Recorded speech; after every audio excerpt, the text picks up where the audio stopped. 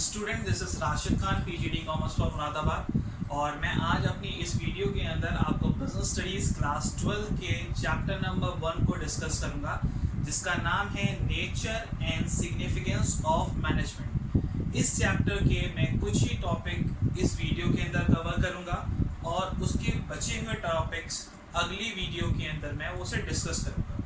चलिए हम डिस्कस करते हैं सबसे पहला टॉपिक इस चैप्टर के अंदर। तो सबसे पहला टॉपिक है इस चैप्टर के अंदर, वो है डेफिनेशन ऑफ मैनेजमेंट। मैनेजमेंट होता क्या है? मैनेजमेंट की डेफिनेशन बुक के अंदर दे रखी है, management as an art of getting thing done through other efficiently और इफेक्टिवली। मैनेजमेंट बेटा एक आर्ट है, दूसरों से काम कराने की एक आर्ट है। किस तरीके से? इफिशिएंटली और इफेक्टिवली। इफिशिएंटली का बेटा मतलब क्या होता है? इफिशिएंटली का मतलब होता है it refers to optimum utilization of resources. सारी रिसोर्सेज का सही तरीके से इस्तेमाल करना एफिशिएंटली कहलाता है या एफिशिएंसी कहलाता है। अगर कोई भी ऑर्गेनाइजेशन अपने रिसोर्सेज का सही तरीके से इस्तेमाल करती है तो वो ऑर्गेनाइजेशन एफिशिएंट है, क्योंकि वो अपने मैन, मटेरियल, मनी सबका इस्तेमाल बेहतर तरीके से कर रही है। इसका मतलब वो ऑर्गेनाइजेशन जो है वो एफिशिएंट है। अब अगला टर्म आता है इफेक्टिवली। इफेक्टिवली का मतलब क्या होता है? It refers to achieving the goal on time. जब कोई कंपनी अपने गोल को टाइम पर अचीव कर लेती है तो उसको इफेक्टिवली बोला जाता है या उसे इफेक्टिवनेस बोला जाता है। अगर कोई भी कंपनी अपने गोल को टाइम पर अचीव कर ले, करेक्टली अचीव कर ले, तो उसको इफेक्टिवनेस बोला जाता है। अब देखिए बेटा, आपने देखा होगा इस मैनेजमेंट की डेफिनेशन को समझते हैं हम अपनी प्रैक्टिकल लाइफ से।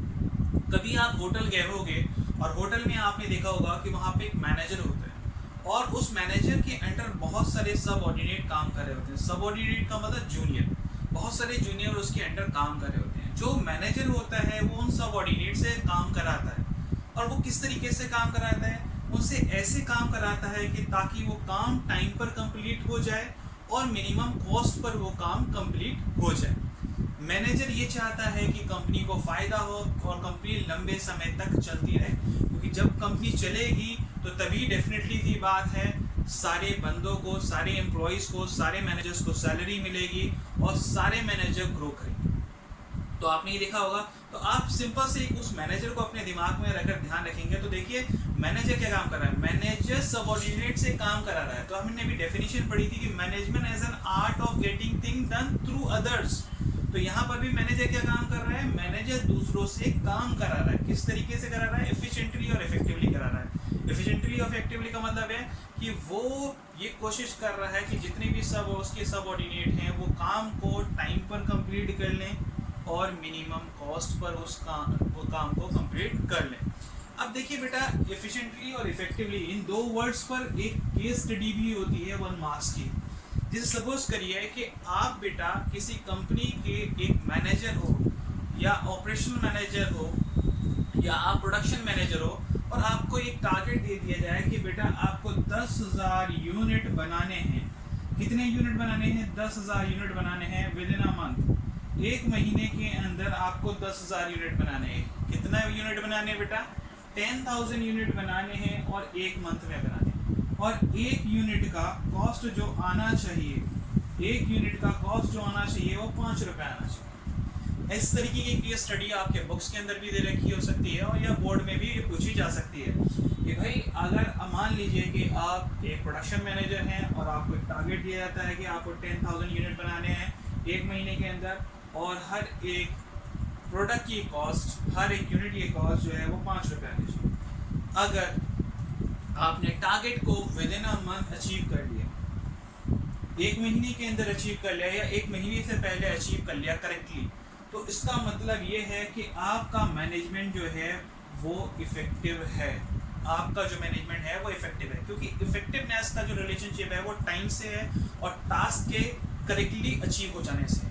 इतनी बात ध्यान रखिएगा, इफेक्टिवनेस का जो रिलेशनशिप है वो टाइम से है और उससे करेक्टली अचीव हो जाने से। तो इन दो पॉइंट्स को ध्यान में रखना है। अगर टास्क जो है वो आपने कंप्लीट कर लिया है विद इन अ टाइम तो आपका मैनेजमेंट इफेक्टिव है। दूसरा पॉइंट, अगर आपने टास्क को मिनिमम कॉस्ट पर अचीव कर लिया, यहाँ पर कंपनी ने आपको एक स्टैंडर्ड, ठीक है, स्टैंडर्ड टारगेट दिया था या स्टैंडर्ड प्राइस दिया था कि आपको स्टैंडर्ड कॉस्ट दिया था कि 5 रुपये आनी चाहिए इसकी स्टैंडर्ड कॉस्ट। अगर आपने प्रोडक्ट को या यूनिट को 5 रुपये में बनाकर तैयार कर दिया है या 5 रुपये से कम में बनाकर तैयार कर दिया है तो आपका मैनेजमेंट एफिशिएंट है, इतनी बात ध्यान रखिएगा। और अगर 5 रुपये से ज़्यादा में बनाकर तैयार करा है तो इसका मतलब आपका मैनेजमेंट एफिशिएंट नहीं है, क्योंकि आपने रिसोर्सेज सही तरीके से इस्तेमाल नहीं करा है। आई होप आपको ये वीडियो में मैंने जो 2 कॉन्सेप्ट पढ़ाए हैं वो आपको समझ में आ गए होंगे, और इंशाल्लाह मैं अगली वीडियो में अगले कॉन्सेप्ट को अच्छी तरीके से समझाने की आपको कोशिश करूँगा। Thank you.